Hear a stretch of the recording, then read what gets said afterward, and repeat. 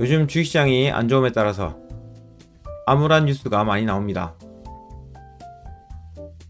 오늘 주제는 왜 개인 투자자들은 주식시장에서 돈을 항상 잃는가, 여기 대해서 말씀드리겠습니다. 그리고 부자들은 이런 뉴스를 보고 어떻게 해석하는가, 그들의 해석 방법도 봅시다. 코스피 기업들의 평균 지수지요. 이렇게 많이 떨어졌고요. 2600에서 2300, 한순간에 엄청 많이 떨어졌습니다. 코스닥은 더 가파르게 떨어졌네요. 이것만 봐도 사람들이 비이성적으로 주식을 던졌다 볼 수 있죠. 요즘 주식시장 뉴스 봅시다. 불확실성 커지며 흔들리는 증시, 주식을 떠나서 채권이나 금리에 돈이 몰리고 있다, 이런 뉴스가 나왔네요. 고금리 전쟁 등으로 불안이 커지자 사람들이 안전자산으로 돈을 옮기고 있다고 합니다. 이런 경제 불확실성 때문에 안전자산으로 사람들이 도망가고 있죠.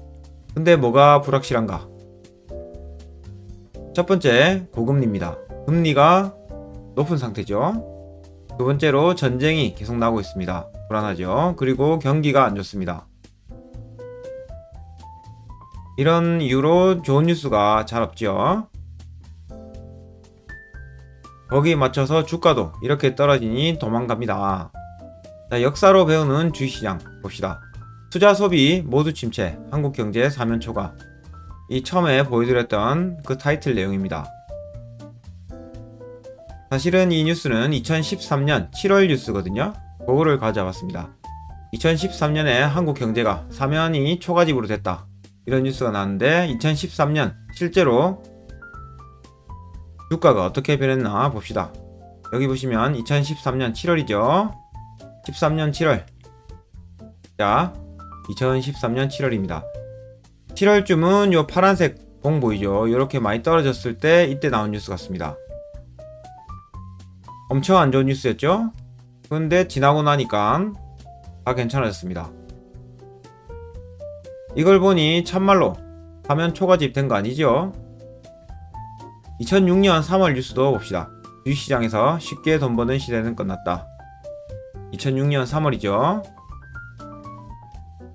2006년 3월 쉽게 벌 수 없다 했는데 좀 떨어지다가 또 올랐어요. 1년 넘게 올랐네요. 뉴스하고 너무 다르게 주가가 움직입니다. 또 안 좋은 뉴스, 금융 넘어서 실물 경제 쇼크, 글로벌 경기 침체 우려, 내년에 경기 침체 전망. 이런 뉴스 너무 자주 봤죠? 그래서 실제로 망했습니까? 코스피 지수 장기적으로 볼까요? 94년부터 2023년까지 300포인트에서 2400 정도 이렇게 많이 올랐습니다. 최근은 어떻습니까? 최근 2003년부터 지금으로 보면 500부터 2400까지 지수가 올랐어요. 평균 기업들의 주가가 이렇게 올랐다, 이렇게 볼 수 있죠. 이렇게 주식시장에서 개인들이 돈을 잃는 이유는요, 겁이 나서 주식을 손해보고 팔았기 때문입니다. 설령 여기 물렸다 손치더라도 가만히 있었으면 돈 벌었겠죠. 공포 때문에 하는 겁니다. 그 공포는 뉴스로부터 나오죠. 근데 이렇게 주가가 많이 떨어지는데도 왜 기업은 망하지 않는가 생각해 봐야 됩니다. 주식시장은 논리적이지 않습니다. 산수는 1 플러스 1 2죠. 주식으로 치면 1 플러스 1이 0이 될 수도 있고요, 1 플러스 1이 10이 될 수 있습니다. 주식시장은 이렇게 논리적이지 않습니다. 왜냐하면 사람의 심리가 들어가기 때문이죠. 똑같은 사과인데 귀해지면 더 비싸게 팔고 흔해지면 싸게 팔잖아요. 우리 심리도 주식시장에 그대로 녹아 들어있게 되는 겁니다. 즉 주식시장은 논리적이지 않아서 주가가 과도하게 떨어집니다. 이런 걸로 우리는 주식시장에서 돈을 벌 수 있죠. 단기적으로 기업과 주가는 같이 움직이지 않습니다. 그러면 이 단기적인 흐름, 요걸로 단타해서 벌어볼까 생각 드실 거지만 이렇게 하면 제가 장담 드릴게요. 100% 망합니다.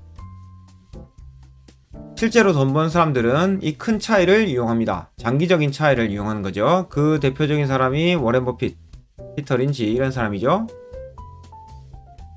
개인 투자자들이 주식 투자에서 돈을 잃는 이유는 바로 이겁니다. 고금리, 전쟁 불안, 경기 호떡, 전부 다 안 좋은 뉴스. 이것 때문에 개인들이 돈을 잃습니다. 이 내용들은 기업을 보기보다는 전체 흐름을 보려고 하는 거죠. 아무 쓸데없는 내용이에요. 기업에 투자하는데 왜 전체 경기를 봅니까? 경기가 안 좋아도 그 기업만 돈 잘 벌면 주가는 올라가게 됩니다. 이런 걸 보면 안 된다 이거죠. 그리고 경기 전망은 하면 안 된다고 누가 말했냐? 벤자민 그레이엄, 현명한 투자자 이분이 말씀하셨습니다. 시장 전망 자료를 조심하라. 시장을 미리 예상하고 돈 번다는 건 말도 잘 된다. 왜 시킨 대로 안 합니까? 경기 예측하지 말라고 했는데 이런 뉴스 보면 안 된다 이거죠. 돈 벌려면 그들이 시킨 대로 해야 됩니다. 주식시장을 예측하지 마시되. 그리고 지금 고금리죠. 이제 금리가 점점 낮아질 겁니다. 그 방향이 하락 쪽으로 갈 거예요. 금리도 일부러 올렸죠. 인플레이션 막으려고요. 앞으로 금리가 떨어지면 경기 호황이 올 겁니다. 그걸 앞두고 있는데 이상한 뉴스 때문에 사람들이 주식시장에서 도망가고 있죠. 자, 이 장기 차트로 보면 힌트가 나와요. 안 좋은 뉴스가 나오고 폭락할 때마다 주식을 사기만 해도 부자가 되는 거죠. 주식시장에서 이렇게 돈 벌기 쉽습니다. 근데 실제로 이렇게 버는 사람 잘 없죠. 그래서 어떤 주식을 사야 되냐? 코스피란 거는 종합지수죠. 고마쉘이 평균 지수 상위 기업들 때로 같은 비율로 사시면 됩니다. 혹은 ETF 같은 이런 걸 사면 되죠. 대표적으로 타이거 라고 치시면 200 있죠. 요런 게 ETF란 겁니다. 타이거 IT, 건설, 금융 요런 거 다 있죠. 이 뭉탱이를 살 수 있는 겁니다.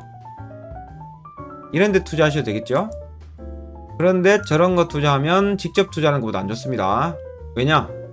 이건 평균이랬죠. 이 평균에 투자한다는 거는 좋은 것도 사고 나쁜 것도 산다 이겁니다.